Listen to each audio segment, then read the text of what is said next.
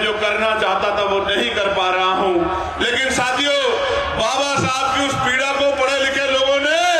बाबा साहब के जाने के बाद महसूस किया है। और ये मेला और ये भीम नगरी का आयोजन जो एशिया में सबसे बड़ा होता है, इस बात का उदाहरण है कि पढ़े लिखे लोग अपनी जिम्मेदारी को उठा रहे हैं, चाहे कम ही हो,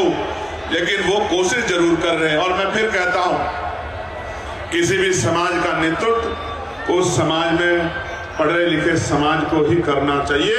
और उसकी नैतिक जिम्मेदारी भी है कि वो पढ़ा लिखा व्यक्ति समाज का नेतृत्व करे, समाज को रास्ता दिखाए। तो बाबा साहब जब यहाँ कह रहे थे आगरा में खड़े होके, तो जो सबसे महत्वपूर्ण बात मुझे और मेरे जैसे करोड़ों नौजवानों को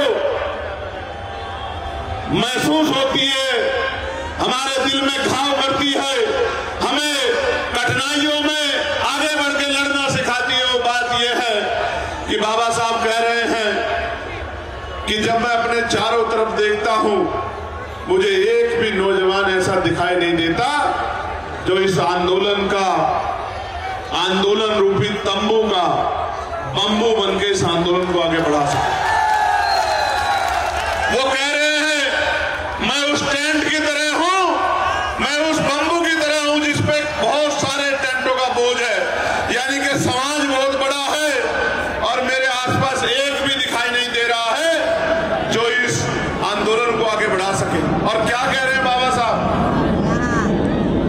कह रहे हैं मैं बूढ़ा हो चला हूं, बीमार रहता हूं, तमाम तरह के अपमान आरोप,